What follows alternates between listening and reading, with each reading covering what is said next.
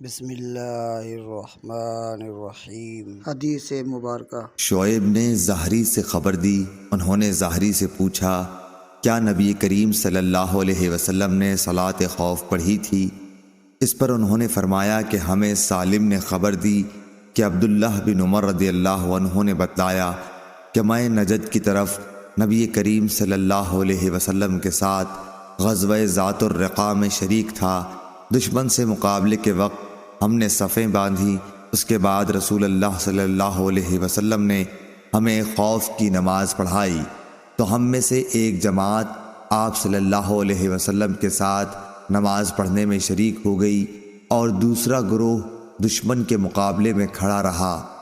پھر رسول کریم صلی اللہ علیہ وسلم نے اپنی اقتداء میں نماز پڑھنے والوں کے ساتھ ایک رکوع اور 2 سجدے کیے۔ پھر یہ لوگ لوٹ کر اس جماعت کی جگہ آ گئے جس نے ابھی نماز نہیں پڑھی تھی۔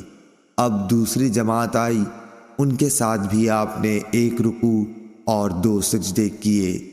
پھر آپ صلی اللہ علیہ وسلم نے سلام پھیر دیا۔ اس گروہ میں سے ہر شخص کھڑا ہوا اور اس نے اکیلے ایک رکوع اور 2 سجدے ادا کیے۔ صحیح بخاری حدیث نمبر 942۔ حضرت صلی اللہ علیہ وآلہ وسلم پر وحی کا ابتدائی دور اچھے سچے پاکیزہ خوابوں سے شروع ہوا۔ آپ خواب میں جو کچھ دیکھتے وہ صبح کی روشنی کی طرح صحیح اور سچا ثابت ہوتا۔ پھر من جانب قدرت آپ تنہائی پسند ہو گئے اور آپ نے غار حرا میں خلوت نشینی اختیار فرمائی اور کئی دن اور رات وہاں مسلسل عبادت اور یاد الہی و ذکر میں مشغول رہنے لگے۔ جب تک گھر آنے کو دل نہ چاہتا توشہ ہمراہ لیے ہوئے وہاں رہتے۔ توشہ ختم ہونے پر ہی اہلیہ محترمہ حضرت خدیجہ رضی اللہ تعالی عنہا کے پاس تشریف لاتے اور کچھ توشہ ہمراہ لے کر پھر وہاں جا کر خلوت گزین ہو جاتے۔ یہی طریقہ جاری رہا یہاں تک کہ آپ پر حق منکشف ہو گیا اور آپ غار حرا ہی میں قیام پذیر تھے کہ اچانک حضرت جبرائیل علیہ السلام آپ کے پاس حاضر ہوئے اور کہنے لگے کہ اے محمد پڑھو۔ آپ فرماتے ہیں کہ میں نے کہا کہ میں پڑھنا نہیں جانتا۔ آپ صلی اللہ علیہ وسلم فرماتے ہیں کہ فرشتے نے مجھے پکڑ کر اتنے زور سے بھینچا کہ میری طاقت جواب دے گئی۔ پھر مجھے چھوڑ کر کہا پڑھو۔ میں نے پھر وہی جواب دیا کہ میں پڑھا ہوا نہیں ہوں۔ اس فرشتے نے مجھ کو نہایت ہی زور سے بھینچا کہ مجھ کو سخت تکلیف محسوس ہوئی۔ پھر اس نے کہا کہ پڑھ۔ میں نے کہا میں پڑھا ہوا نہیں ہوں۔ فرشتے نے تیسری بار مجھ کو پکڑا اور تیسری مرتبہ پھر مجھ کو بھینچا۔ پھر مجھے چھوڑ دیا اور کہنے لگا کہ پڑھو اپنے رب کے نام کی مدد سے جس نے پیدا کیا اور انسان کو خون کی پھٹکی سے بنایا۔ پڑھو اور آپ کا رب بہت ہی مہربانیاں کرنے والا ہے۔ بس یہی آیتیں آپ حضرت جبرائیل علیہ السلام سے سن کر اس حال میں غار حرا سے واپس ہوئے کہ آپ کا دل اس انوکھے واقعے سے کانپ رہا تھا۔ آپ حضرت خدیجہ کے ہاں تشریف لائے اور فرمایا کہ مجھے کمبل اوڑھا دو، مجھے کمبل اوڑھا دو۔ لوگوں نے آپ کو کمبل اوڑھا دیا۔ جب آپ کا ڈر جاتا رہا تو آپ نے اپنی زوجہ محترمہ حضرت خدیجہ رضی اللہ تعالی عنہا کو تفصیل کے ساتھ یہ واقعہ سنایا اور فرمانے لگے کہ مجھ کو اب اپنی جان کا خوف ہو گیا ہے۔ آپ کی اہلیہ محترمہ حضرت خدیجہ رضی اللہ تعالی عنہا نے آپ کی ڈھارس بندھائی اور کہا کہ آپ کا خیال صحیح نہیں ہے۔ اللہ کی قسم آپ کو اللہ کبھی رسوا نہیں کرے گا۔ آپ تو اخلاق فاضلہ کے مالک ہیں۔ آپ تو کنبہ پرور ہیں، بے کسوں کا بوجھ اپنے سر پر رکھتے ہیں، مفلسوں کے لیے آپ کماتے ہیں، مہمان نوازی میں آپ بے مثال ہیں، اور مشکل وقت میں آپ امر حق کا ساتھ دیتے ہیں۔ ایسے اوصاف حسنہ والا انسان یوں بے وقت ذلت و خواری کی موت نہیں پا سکتا۔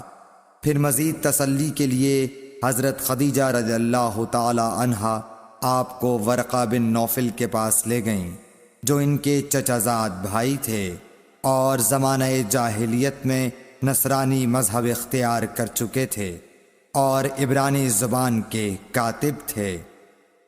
چنانچہ انجیل کو بھی حسب منشائے خداوندی عبرانی زبان میں لکھا کرتے تھے۔ انجیل سریانی زبان میں نازل ہوئی تھی، پھر اس کا ترجمہ عبرانی زبان میں ہوا۔ ورقہ اسی کو لکھتے تھے۔ وہ بہت بوڑھے ہو گئے تھے، یہاں تک کہ ان کی بینائی بھی رخصت ہو چکی تھی۔ حضرت خدیجہ رضی اللہ تعالی عنہا نے ان کے سامنے آپ کے حالات بیان کیے اور کہا کہ اے چچا زاد بھائی، اپنے بھتیجے محمد صلی اللہ علیہ وسلم کی زبانی ذرا ان کی کیفیت سن لیجئے۔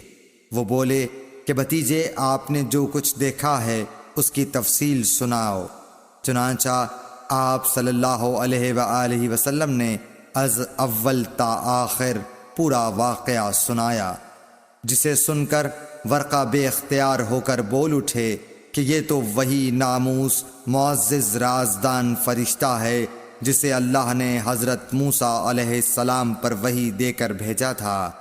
کاش میں آپ کے اس عہد نبوت کے شروع ہونے پر جواں عمر ہوتا، کاش میں اس وقت تک زندہ رہتا جب کہ آپ کی قوم آپ کو اس شہر سے نکال دے گی۔ رسول کریم صلی اللہ علیہ وآلہ وسلم نے یہ سن کر تعجب سے پوچھا کہ کیا وہ لوگ مجھ کو نکال دیں گے، حالانکہ میں تو ان میں صادق و امین و مقبول ہوں۔ ورقہ بولا، ہاں یہ سب کچھ سچ ہے، مگر جو شخص بھی آپ کی طرح امر حق لے کر آیا لوگ اس کے دشمن ہی ہو گئے ہیں۔ اگر مجھے آپ کی نبوت کا وہ زمانہ مل جائے تو میں آپ کی پوری مدد کروں گا، مگر ورقہ کچھ دنوں کے بعد انتقال کر گئے۔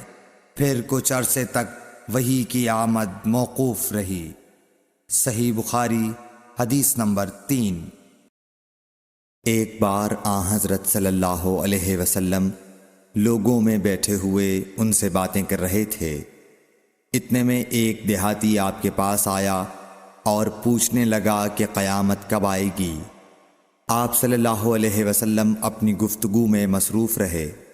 بعض لوگ جو مجلس میں تھے کہنے لگے، آپ صلی اللہ علیہ وسلم نے دیہاتی کی بات سنی لیکن پسند نہیں کی، اور بعض کہنے لگے کہ نہیں، بلکہ آپ نے اس کی بات سنی ہی نہیں۔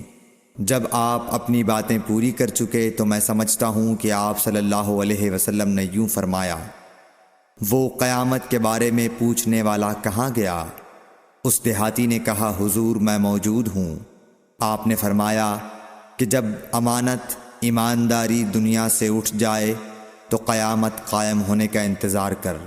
اس نے کہا، ایمانداری اٹھنے کا کیا مطلب ہے؟ آپ صلی اللہ علیہ وسلم نے فرمایا کہ جب حکومت کے کاروبار نالائق لوگوں کو سونپ دیے جائیں تو قیامت کا انتظار کر۔ صحیح بخاری حدیث نمبر 59۔